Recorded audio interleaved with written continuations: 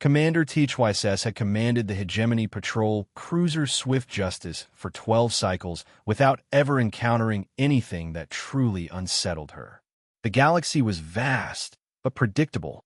Pirate raids followed patterns. Trade disputes had protocols. Even the legendary Void Wraiths could be outmaneuvered with proper tactics. Nothing had prepared her for this moment. Contact bearing 27 Mark IV, sensor operator Clicks announced, his three eyes focused intently on his displays. Unknown configuration. Mass. By the ancestors, the mass readings can't be correct. THYSS moved to the tactical station, her scaled hands dancing across the controls. Show me. The main viewer shifted to display the object that had dropped out of hyperspace at the edge of the system. For several heartbeats, nobody on the bridge spoke. It was a ship, but calling it that seemed inadequate. The vessel stretched nearly 4 kilometers from bow to stern, its hull a matte black that seemed to absorb the light from the nearby star. Angular and predatory, it looked less like a spacecraft and more like a mechanical nightmare given form. Energy readings are unusual, Clicks reported, his voice uncertain. The power output is beyond our measurement capabilities, and those structures along the hull. Weapons, THYSS whispered. She had never seen so many weapon emplacements on a single vessel. Turrets, missile ports, energy projectors, and other systems she couldn't even identify bristled from every surface. This wasn't a warship. It was an instrument of annihilation. Commander, Communications Officer Vesh called out, "We're receiving an automated identification beacon.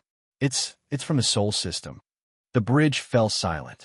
Every species in the galaxy knew about the Sol system, the quarantined sector where the mysterious humans had been contained for the past century after their violent first contact with galactic civilization.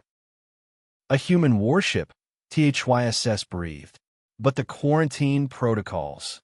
Commander, Clix's voice cracked with terror. The ship, it's changing.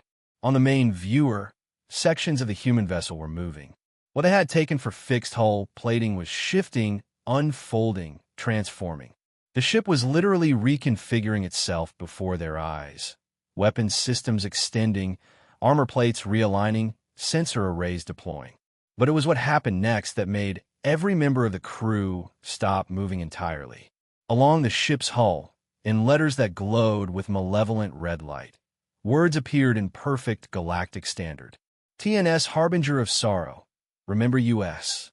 Below that, a secondary message materialized, scrolling across the hull like a promise of doom. For the massacre at Kepler 442. For the bombing of New Geneva. For the children of Europa Station. We remember. We return. We reckon. By the void, Navigator Plex whispered, what happened at those places? Before anyone could respond, their communications array erupted with an incoming transmission. The image that appeared on their screen was of a human, the first any of them had ever seen. The being wore a black uniform adorned with symbols that seemed to writhe in the light. Its eyes were the color of winter death, and when it smiled, the expression held no warmth whatsoever.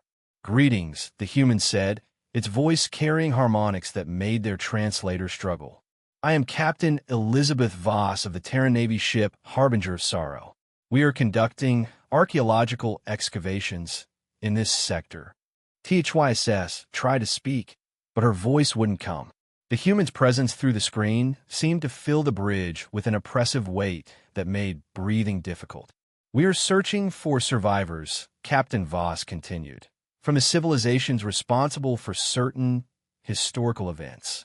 We have been very patient, very thorough in our research, and we have found some very interesting records in your hegemony archives.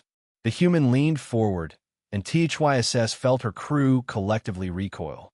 Tell me, Commander THYSS, yes, we know who you are. Does your government still celebrate Terran Pacification Day? The holiday commemorating the successful containment of a human threat?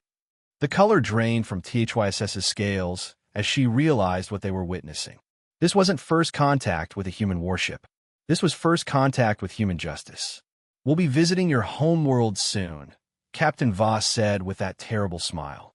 "We have so much to discuss about the past century. So many debts to collect." The transmission ended, leaving the bridge of the Swift Justice in absolute silence. Commander TYSS and her crew sat frozen, finally understanding that the quarantine hadn't contained humanity at all. It had simply given them time to prepare their reckoning. And now, after a century of planning, the humans were no longer interested in staying contained.